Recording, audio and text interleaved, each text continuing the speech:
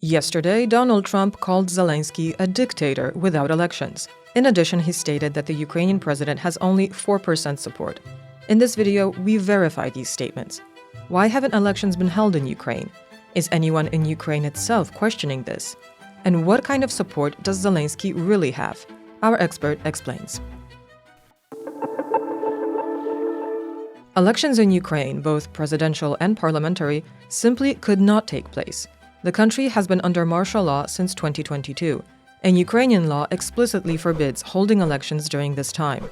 It's stated both in the constitution and the law on the martial law.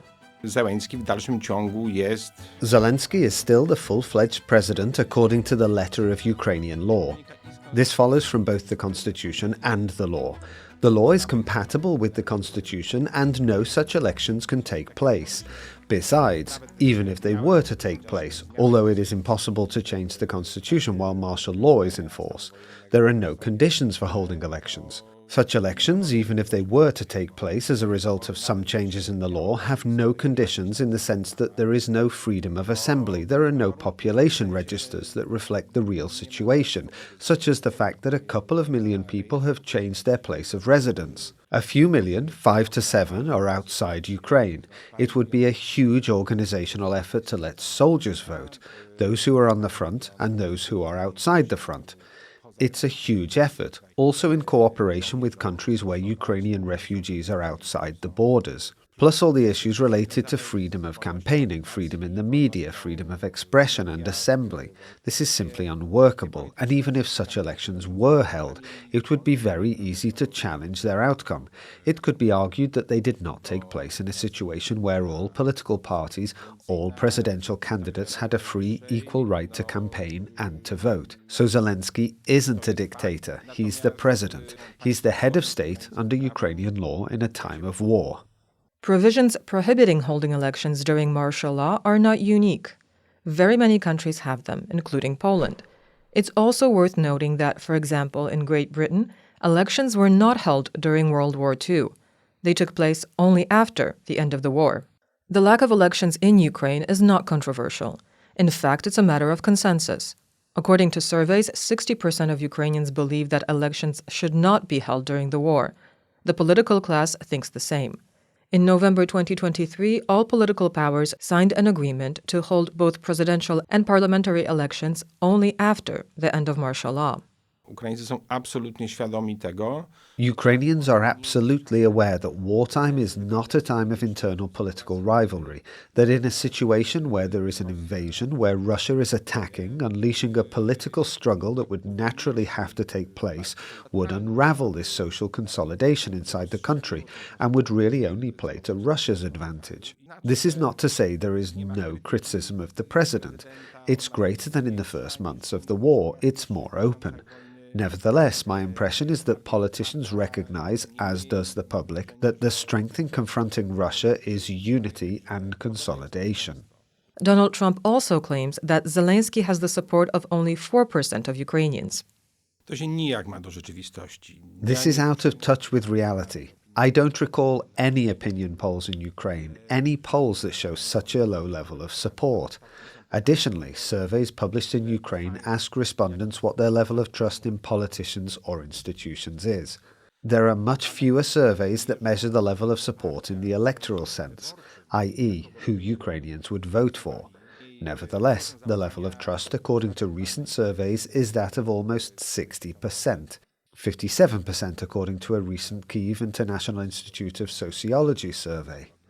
This is less than Zelenskyy had in 2022 because at that time confidence in him reached levels as high as 90% in some surveys, so it is declining. Power wears off. There is more and more criticism, that is clear. It's very much correlated with the situation of Ukraine on the front line and the fact that Ukraine has had no initiative there for a few months now. The initiative is on the Russian side and Ukraine is losing territories. So confidence in Zelenskyy is falling, but it's still very high.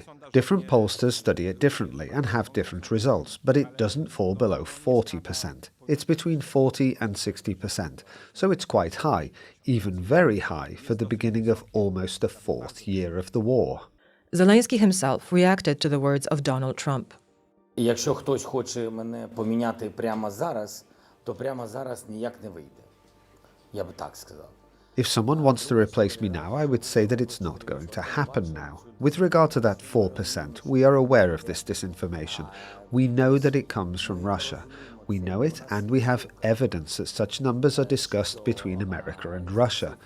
Unfortunately, President Trump, whom we respect greatly as the leader of the American nation, we as well respect all American people who have supported us all along.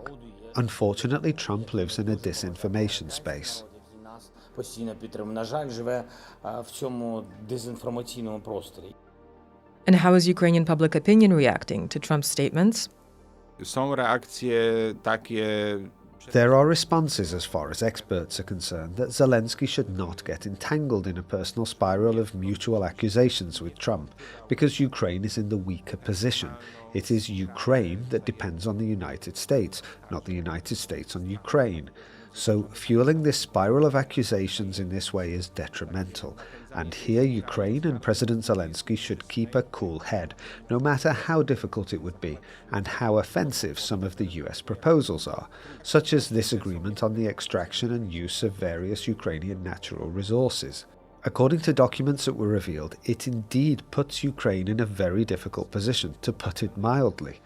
This is an agreement, at least in a business sense, that is very unfavourable to Ukraine. So there are calls for Zelensky to keep calm. But I feel that on a social level, on an emotional level, this is simply a gross injustice and a gross insult on the part of Trump to what is happening in Ukraine and to President Zelensky, regardless of party colours really. Of course, there are statements saying that this is Zelensky's fault in a way, but I have the impression that they are in the minority, and the majority, however, is that our president is being insulted, our country is being insulted, that the country is being treated as a possible future colony, as an object, not as a subject having its own agency in international relations. I have a feeling that this will internally somehow play in Zelensky's favour, that there will be some kind of consolidation. The question remains about the damage this could do to Ukraine in terms of support from the United States. Thank you for watching. If you enjoyed this video, take a look at our other stories on screen now. And don't forget to subscribe.